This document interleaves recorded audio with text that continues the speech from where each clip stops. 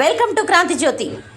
రైతుల సమస్యలను అడ్డుపెట్టుకొని మాజీ మంత్రి ఎర్రబెల్లి దయాకర్ రావు రాజకీయాలు చేయడం దుర్మార్గమని Congress party media communication and publicity ప్రతినిధి రాయపురం సాంబయ్య విమర్శించారు. ప్రపంచవ్యాప్తంగా ఎల్ నినో ప్రభావంతో కరువు పరిస్థితులు నెలకొన్న నేపథ్యంలో రాష్ట్ర ప్రభుత్వం, కేంద్ర ప్రభుత్వం అధికారులు గత 3 నెలలుగా రైతులు ఆరుతడి పంటలు సాగు చేయాలని అవగాహన కల్పించారని ఆయన తెలిపారు. అయినప్పటికీ రైతులు పంటలు వేసి నష్టపోతున్న సమయంలో వారిని చైతన్యపరచాల్సింది పోయి రెచ్చగొట్టి రాజకీయాలు చేయడం సరికాదన్నారు.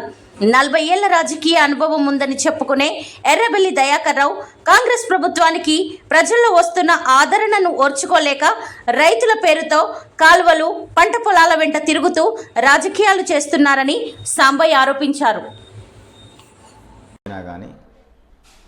ఏ ఒక్క పథకం ఆపకుండా రేషన్ కార్డులు కానీ, పింఛన్లు కానీ, ఇందిరమ్మ ఇండ్లు కానీ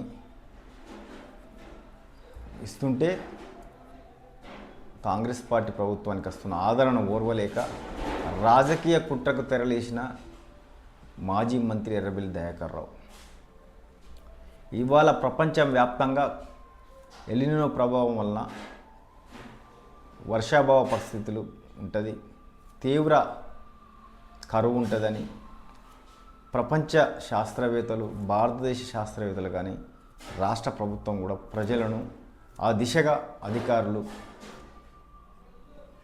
ప్రజలను మేల్కొల్పుతున్నారు. అయినా కానీ మాజీ మంత్రి